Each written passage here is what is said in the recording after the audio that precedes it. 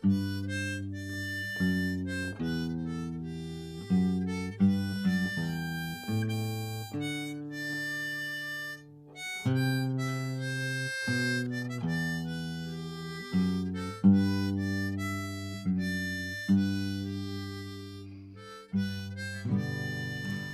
and welcome to the Lincoln Journey. Today is part 13 of the Conspirators, the story of the Lincoln assassination. Will number 13 be unlucky for someone? Yes. For whom? John Wilkes Booth, that's whom. As promised, Willie Jett guided the riders of the 16th New York Cavalry and the two civilian detectives accompanying them as they backtracked 21 miles to the Garrett farm. Arriving a little after 2 a.m., their approach could not fail but alert the dogs under the house. The Garrett brothers, awake in the corn house, also heard the riders. Soon the dogs woke Booth, who woke Harold. They gathered their weapons and headed for the door. Locked. They tried to pry the lock off the wall, to no avail. They ran to the back of the barn and tried to kick a board loose. Although we did, Davy stated later, our kicks did not do the work. By now, Davy's morale was thoroughly broken. "You had better give up," he urged Booth, but the tragedian's mind was made up. "I will suffer death first," he declared. Meanwhile, up at the main house, Lieutenant Doherty and Detectives Baker and Conger mounted the front porch and pounded loudly on the door. Richard Garrett groggily answered their knock in his nightclothes. The three shouted belligerent questions at him about the two men who had stopped there.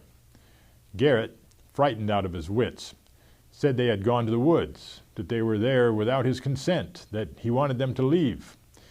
When he started repeating the same story, Conger turned to a soldier and said, "Bring in a lariat rope here, and I will put that man up to the top of one of those locust trees."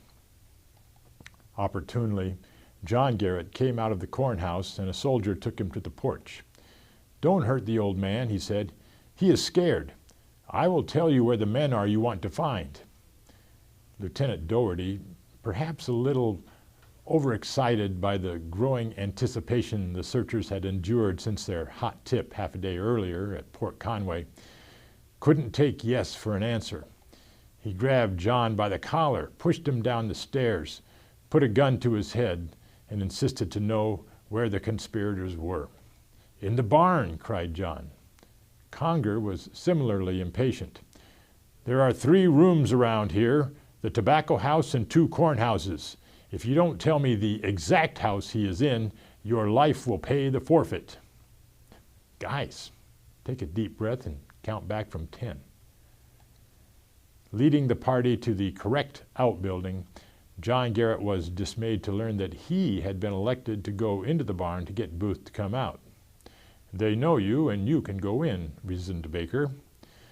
John tried to resist, but when William shortly appeared with the key, Baker unlocked the barn door, steered John inside, and shut the door behind him. John stood there in the dark with 2 armed men whom he had been telling to clear off the place the day before.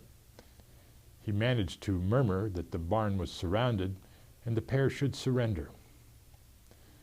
"You have implicated me," growled Booth. "Damn you! You have betrayed me. If you don't get out of here, I will shoot you. Get out of this barn at once." Garrett was allowed to flee the barn now or later, depending on your source. Possibly he was still standing there in fear of his life while Booth and Baker carried on a tense conversation. "I want you to surrender," said Baker. "If you don't, I will burn the barn down in 15 minutes. This was an impulsive threat that came as a surprise to Lieutenant Doherty, who thought he was in charge. "Captain, that's rather rough," complained Booth. "I am nothing but a cripple. I have but 1 leg, and you ought to give me a chance for a fair fight." "This is no child's play," sputtered Baker. The high-strung conversation continued. Booth wanted his interrogators to identify themselves. They would not do so. "This is a hard case," Booth said. "It may be that I am to be taken by my friends." Concurrent with the shouted conversation through the barn door, Booth and Harold disputed the latter's fate. "Let me go out and give myself up," pleaded Davy. "No, you shall not do it," said Booth. Davy started begging so loud that the soldiers could hear him, and he headed for the door. Booth told him to stay where he was, or he would blow his brains out. "You damned coward," he raged. "Will you leave me now?" He spun between anger and disgust. "Go, go, I would not have you stay with me." Meanwhile, Conger made good on Baker's threat and set fire to the barn. The flames spread through the straw and dry wood. "I am going," cried the panicked Harold. "I don't intend to be burned alive." Perhaps reflecting that Harold had stuck by him faithfully when he could many times have easily deserted him, Booth relented. "Oh, Captain," he called out, "there is a man here who wants to surrender awful bad." But it wasn't that easy. The Federals insisted that Harold hand out his arms. "This man carried a carbine," shouted Baker, "and he must hand it out." But Booth intended to keep all the weapons to himself. "Upon the word and honor of a gentleman," returned Booth, "he has no arms. The arms are mine, and I have got them. I own all the arms, and intend to use them on you gentlemen." He had, after all, financed the whole operation, guns and all, except for the $500 he still owed Michael Lachlan, and the boat that Richard Smoot and James Bronner could never collect on. The impasse continued. Booth reminded the officers, "There is a man in here who wants to come out." Davy quickly affirmed this with some of his characteristic nonsense. "Yes, let me out quick. I do not know anything about this man. He is a desperate character, and he is going to shoot me." Baker and Dougherty bickered about whether they should let Harold out now or wait to consult Conger, who was around the back of the barn starting another fire. Harold pounded on the door, crying, "Let me out! Let me out!" Dougherty had waited long enough. He told a trooper to partially open the door and stood himself off to the side. He told Davy to extend one hand at a time through the gap, and once both weaponless hands were exposed, he grabbed Harold by the wrists and yanked him outside. The fire in the barn grew general now, so that the soldiers looking between the slats could see Booth move about, apparently trying to find a way to stanch the flames. The standoff had become prolonged because the Federals hoped to take Booth alive. However, the troops had been given no orders in this regard. They hadn't been told to shoot. They hadn't been told not to shoot. Things were happening so quickly, and the officers had a lot on their minds. Booth had said more than once over the last 2 weeks that he would rather die than be taken prisoner. Standing inside a burning barn, his options had pretty much been reduced to those two choices. Sergeant Boston Corbett, one of the soldiers looking on, gave this description. "Immediately when the fire was lit, I could see him, but he could not see me. Booth became more and more visible as the fire grew, and he turned towards the fire, either to put the fire out or else to shoot the one who started it. I do not know which, but he was then coming right towards me, a little to my right, a full breast view." Corbett covered Booth with his .44 Colt revolver. "I could have shot him, but as long as he was there making no demonstration to hurt anyone, I did not shoot him, but kept my eye upon him steadily." Corbett saw Booth brace Harold's carbine against his hip. Corbett continued. "Finding the fire was gaining upon him, he turned to the other side of the barn and got towards where the door was. And as he got there, I saw him make a movement towards the door. I supposed he was going to fight his way out. One of the men who was watching told me that he aimed his carbine at him.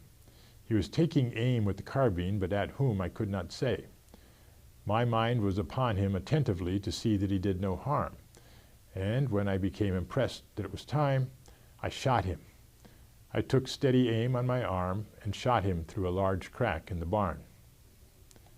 He also shot him through the neck."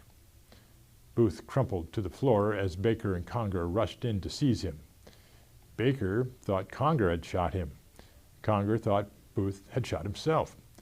Lieutenant Doherty ran in with Harold, and other soldiers entered the burning barn, where the officers examined the wound and speculated on its origin. Finally, Congress suggested moving him outside. They carried him out and laid him under a locust tree. He appeared to be dead. Davy Harold was beside himself. "Let me go away. Let me go around here. I will not leave. I will not go away." He still claimed he didn't know Booth. "Who is that has been shot in the barn?" he asked, exasperating Doherty. "Why, you know very well who it is." "No, I do not. He told me his name was Boyd." "It is Booth, and you know it." "No, I did not know it. I did not know that it was Booth." "Okay, then." When Booth opened his eyes and moved his lips, his captors realized he was still alive. They splashed some water on his face and poured some in his mouth. He spit it out. He was unable to swallow. He was paralyzed from the neck down, but he was trying to speak. After several efforts, and with Conger and Baker hovering their ears just above his mouth, he managed to whisper, "Tell Mother I die for my country." The barn was now beyond saving, and the fire burned so hot that everyone moved away to the house. Booth was laid on the bare porch. The Garrett girls brought out an old straw mattress, which the officers folded and laid under Booth's head and shoulders. The girls brought out a pillow, which was put under his head to make him as comfortable as possible. However, Booth was in great agony, and he asked to be rolled over. They put him on his side a number of times, but it just caused him more pain. Kill me, he repeated over and over. "We don't want to kill you," said Conger. "We want you to get well." Booth did not get well. He continued to live in excruciating pain. A local doctor was summoned to examine the wound and said Booth would live. A soldier drew his attention to the exit wound, upon which the doctor pronounced the injury to be fatal. Willie Jett's guard brought him to the house, where Booth spied him. "Did that man betray me? Did Jett betray me?" "Oh," replied Baker, "never mind anything about Jett." Lucinda Holloway, Richard Garrett's sister-in-law, who lived with the Garretts, ministered to Booth as the slow minutes turned to hours. She moistened his lips with water and massaged his temples and forehead. Luther Baker also tended to him.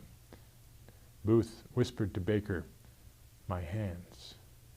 Baker bathed his hands with water and raised them so that Booth could see them. "Useless," the quickly fading actor said. "Useless." Booth breathed his last as the sun rose. Some soldiers set up a chair with clothes over the back to keep the sun out of Booth's eyes. The doctor furtively clipped a lock of his hair and gave it to Lucinda Holloway. Let us briefly speculate on what would have happened if Booth had been taken alive. I think we can fairly assume that, like Davy Harold, he would have lived another 2.5 months, and then he would have hanged. We'll see you next time for part 14 of The Conspirators.